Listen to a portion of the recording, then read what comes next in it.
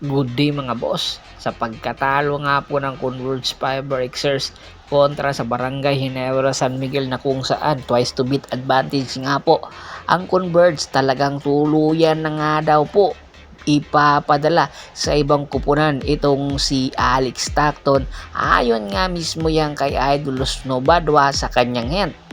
Matapos po ang deliberasyon ng coaching staff at management ng Converge Fiber Xers, inilagay na nga po sa trading block itong si Alex Stockton matapos ang ilang larong hindi maganda ang ipinapakita nga neto sa huling laban nga po ng Converge Fiber Xers kontra sa Barangay Ginebra San Miguel, na kung saan panalo na sana ang Barangay, rather ang Converge, ay itong si Alex Stockton nakakuha pa ng foul dahilan para makapuntos or makapritro itong si Jeremiah Gray. Dito pa lang po nakikita na po ng Converge Fiber Xers ang malangyang performance nitong si Alex Stockton nang hindi na nga po napapakinabangan ng Converge Fiber Xers simula po ngayong Philippine Cup.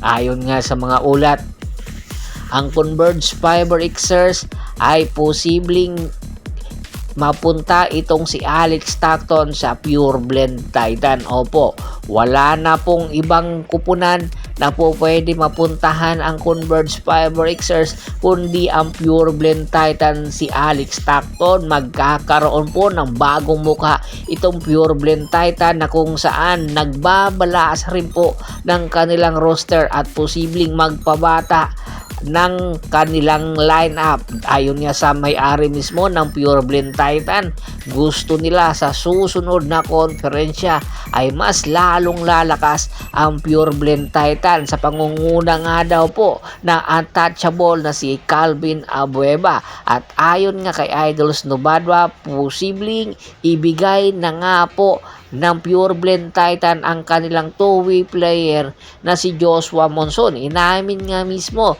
ng team manager nila na hindi po untouchable itong si Joshua Monson. Kung merong offer na maganda kay Joshua Monson na parehas po ng value ay papatusin po nila. At eto na nga po, sa susunod na mga araw, sa susunod na mga linggo, posible pong mangyari na itong si Joshua Monson mapupunta na nga po sa Converge Fiber Xers, na kung saan ang Converge Fiber Xers badly needed po ang kanyang performance or serbisyo sa kanyang ipinakita sa huling laban ng Converge Fiber Xers kontra sa Barangay Ginebra San Miguel.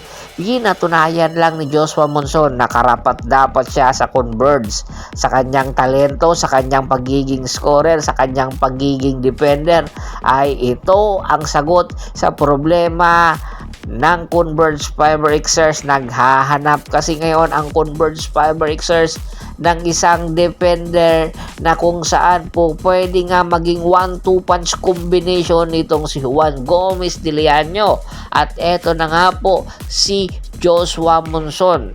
Sa mga susunod na araw ay matutuloy na nga daw po, ayon mismo yan kay Idol Snobadwa sa kanyang Facebook page. Kaya kung kayo po ang patanungin or tatanungin itong trade na nagaganap ngayon na negotiation between Converge at ng Pure Blend Titan, sino sa tingin nyo ang panalo? Makukuha po ng Converge itong si Joshua Monson, samantala po ang Pure Blend Titan makukuha po nila ito naman si Alex Stockton. Komento na sa baba ng video at pag-usapan po natin yan. Once again, this is Percival Monteron at your service.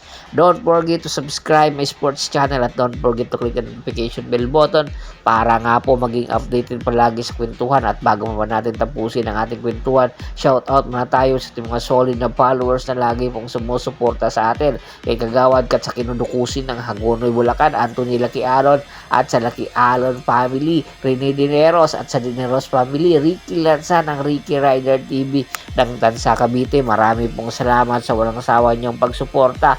Pakibisita na rin po ng Facebook fanpage ko na Hapres PH3, Olgoso at Bostor para po sa mga karagdagan sports balita. Hanggang sa muling kwentuhan, Hanggang sa muli po, maraming salamat po.